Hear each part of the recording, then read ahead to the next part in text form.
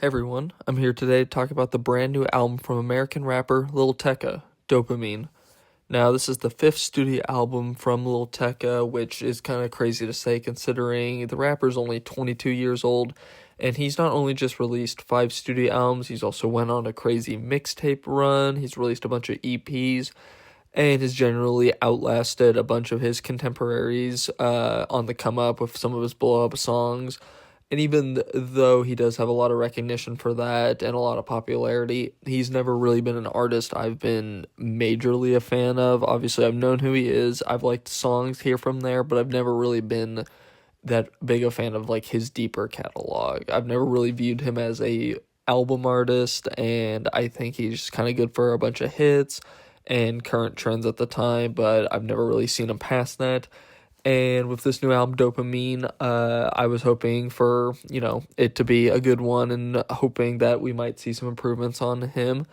And I do think that there were some good moments on here. To start with, the most popular track from the album, Dark Thoughts, which was a single that had this very 2000s Pharrell-inspired beat, this like just club rap song, and he had very good refrains on it, like the lyrics, very danceable.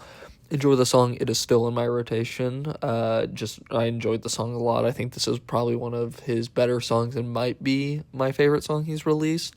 Then we had Owa Owa, which uses this Video Kill the Radio, a star sample from the Bungles, I believe is their name.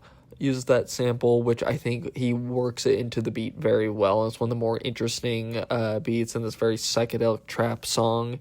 His lyricism on here isn't necessarily the most interesting, but I think overall the beat does carry a lot of the song, and his rapping, it does enough to make the song pretty good in my opinion. And then I also like the song Favorite Lie. It had this very earworm sounding synth funk sound. I love the beat on that song. And then his autotune vocals, which he does have throughout this entire album, and it's kind of hit or miss throughout it, and it's been a thing with his entire career. I personally liked it on this song, and I think it worked pretty well to make the song very catchy as one of the more deep cuts on the album, including the next one, Boys Don't Cry, which had this very heavy trap instrumental, which I really liked. I do wish, once again, the rapping was a bit better on the song, but overall, I think he did pretty good. And the issue with that is kind of from here, there's a big drop off, and there's some okay songs on here, like Irish Goodbye, which I personally really like the instrumental on here, but I don't really like Tecca on this song. I think he's a bit too bored on it. Doesn't do anything too interesting. It's a little mumbly on the song, which, don't always like saying that, but that's just how it sounds.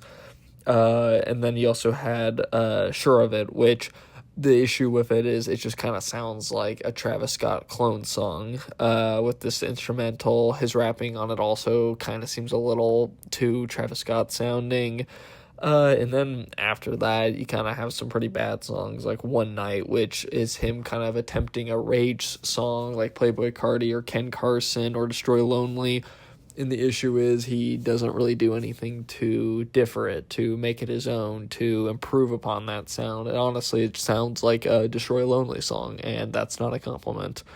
You also had a song like X Factor, which is just so boring. It's just so unremarkable in general, especially from the beat, the rapping, the lyrics. You had Half the Plot, which might be my least favorite song in the album, where he picks this very, very boring and just annoying beat. His rapping on it just kind of drones over this beat that isn't interesting enough for, I think, any rapper to come up with any interesting bars or raps or rhyme schemes. And that's just kind of how I feel about the album. I just think he also, at a lot of the points in this album, overuses autotune, which has kind of always been a major critique of mine of his. I like autotune, but there's also a time and place for it depending on the album, how the artist kind of works it into the sound, and then also just, not relying on it so much as it becomes a crutch. And it just kind of falls into, I don't really think he's a big album artist, which I don't necessarily think there's any major shame in that. I don't think that should discredit people from liking him, listening to him. I like a handful of his songs. I thought this album had some pretty decent songs on there. I think the only other critique I can think of is on a lot of the songs I didn't really like or was very neutral on. he doesn't really improve the sound of what he's making, whether that be trap, whether that be the rage sound. The 4 songs I named that I really liked, I think he does improve upon the sound. I think he at least does, or if he doesn't do that, he at least makes something sound interesting. And because of that, I'm feeling a 6 on this album. Let me know what you thought, and I'll see you in the next one.